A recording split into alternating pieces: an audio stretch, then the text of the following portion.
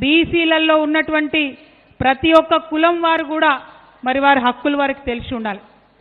బీసీలలో ఉండేటటువంటి ప్రతి ఒక్క కులానికి సంబంధించిన వారు, ప్రతి ఒక్క జిల్లాలో ఉన్నటువంటి వారు చైతన్యం తెచ్చుకోవాలి.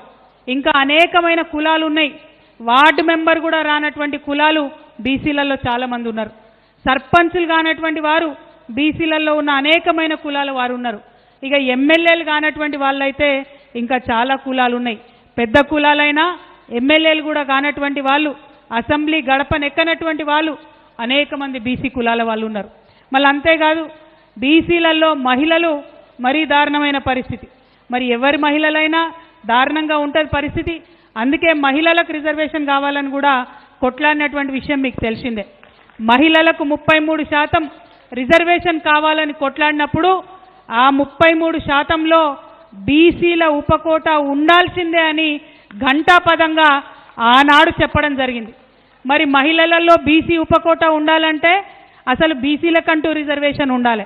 అందుకే ఇవాళ బీసీ బిల్లు కోసం కొట్లాడుతున్నటువంటి విషయం మళ్ళొకసారి మీ అందరికి గుర్తు చేస్తా ఉన్నా. మరి ఇక బీసీలకు సంబంధించినటువంటి సమావేశం పెట్టుకుంటున్నామంటే మెదక్లో చాలా మంది పెద్ద పెద్ద వాళ్ళు కూడా భయపెట్టినరట. సమావేశం ఎందుకు పోతారు మీరు, బీసీల కోసం ఎందుకు మాట్లాడతారు మీరు, అవసరం ఏముందని అన్నారట. వాళ్ళు అట్లా అడుగుతున్నారంటేనే భయపడుతున్నారని అర్థం. వాళ్ళట్లా భయపడుతున్నారంటే మనం ఖచ్చితంగా సమావేశం పెట్టుకోవాలని అర్థం. సమావేశం పెట్టుకొని మన హక్కుల కోసం మాట్లాడాలని అర్థం.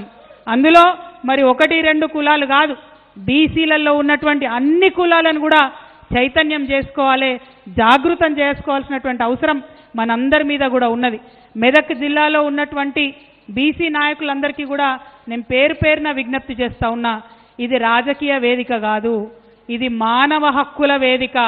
బీసీల హక్కులు సాధించడంలో మానవ హక్కులు దాగిలేవా అని నేను అడుగుతా ఉన్నా. ఇవాళ 100 మంది ఉంటే 56 మంది అందులో బీసీలే ఉన్నారు. మరి 56% సంబంధించినటువంటి ప్రజానీకం యొక్క హక్కుల్ని కోరుతా ఉంటే అది మానవ హక్కుల విషయం కాదా, అది ప్రజా హక్కుల విషయం కాదా అని ఈ సందర్భంగా మీ అందరినీ కూడా నేను మనవి చేస్తా ఉన్నా. బీసీలలో ఉండేటటువంటి మేధావులను, విద్యార్థులను, ఆడబిడ్డలను నేను హృదయపూర్వకంగా విజ్ఞప్తి చేస్తా ఉన్నా. ఇప్పుడు మాట్లాడాల్సినటువంటి సందర్భం వచ్చింది.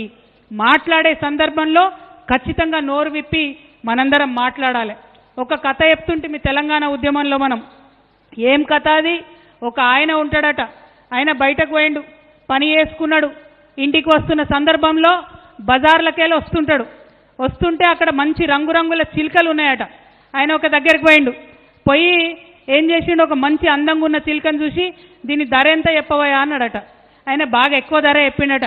అరే గంతగానం చెప్తున్నావు, వేరే చిలుకలు తక్కువ ధర ఉందంటే ఇది ప్రత్యేకమైన చిలుక, ఇది మాట్లాడే చిలుక, మీరు ఇంటికి తీసుకుపోండి చాలా బాగుంటుందని చెప్పిండట.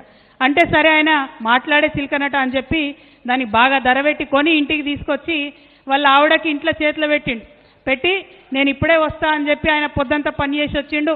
స్నానం గీనం చేసి వద్దామని ఆయన పోయిండు. ఆయన స్నానం చేసి వచ్చి భోజనం చేద్దామని కూర్చునే వరకు మంచిగా గుమగుమలాడేటటువంటి కూర వాళ్ళ ఆవిడ సిద్ధం చేసి పెట్టిందట. తిందామని చూసుకుంటా, అవునమ్మా ఏమాయే మరి నేను చిలుక ఇస్తే కదా ఏది అని అడిగిండట. ఏదేందంటవేందయ్యా, ఇగో గుమగుమలాడుతుంది కదా చిలుకను కోసి పెట్టి వండినా అని అన్నదట. అయ్యో గట్లెట్లా వండినవమ్మా, అది మాట్లాడే చిలుక కదా అన్నాడట. అరే నువ్వు భలే ఉన్నవయ్యా, భలే చెప్తావు. మాట్లాడే చిలుక అయితే నేను దాన్ని పంజరంలోకి వెళ్ళి బయటకు తీసినప్పుడు మాట్లాడాలి, అంతేనా? పంజరంలోకి వెళ్ళి బయటకు తీసి రెక్కలు ఇరిచి గొంతు మీద కత్తి పెట్టినప్పుడు మాట్లాడాలి. మరి పోనీ గొంతు మీద కత్తి పెట్టి నేను బరబర కోసేటప్పుడన్నా మాట్లాడాలి. అది ఎప్పుడు మాట్లాడకపోయి అది మాట్లాడుతుందని నాకేం తెలుసు అని అవన్నదట. అవునా కాదా? మరి నిజంగానే మాట్లాడే చిలుక అయితే ఎప్పుడో ఒకసారి మాట్లాడాలి. ఇక బీసీల పరిస్థితి కూడా గట్లే ఉంది. ఇవాళ మాట్లాడకపోతే మన పరిస్థితి కూడా చిలుక పరిస్థితే అవుతుంది. ఎవరు అడగకపోతే, అడగాల్సిన సమయంలో అడగకపోతే తీరని నష్టం చరిత్రలో జరిగేటటువంటి పరిస్థితి ఉన్నది. మనం కొట్లాడితే, మనం ఎంటబడితే కామారెడ్డి డిక్లరేషన్ ఏదైతే 42% పెట్టినరో ఆ బిల్లు ఇవాళ అసెంబ్లీలో వచ్చింది. ఆనాడు అసెంబ్లీలో బిల్లు పెడతామని మాట్లాడితే ఇక్కడ ఇదే జాగృతి వాళ్ళు, ఇదే యునైటెడ్ పూలే ఫ్రంట్ వాళ్ళం ఆ రోజు ఏమన్నాం, ఒక్క బిల్లు పెడితే ఎవరన్నా కోర్టుకు పోతే బిల్లు ఎగిరిపోతుంది, 3 బిల్లులు పెట్టాలని అడిగినాం. రాజకీయాలకు వేరే బిల్లు పెట్టాలి, విద్యకు వేరే బిల్లు పెట్టాలి, ఉద్యోగాలకు వేరే బిల్లు పెట్టాలని అడిగినాం. అడిగితే అప్పుడు చాలా మంది మేధావులు నవ్విండ్రు. అవి ఒకటి కాదట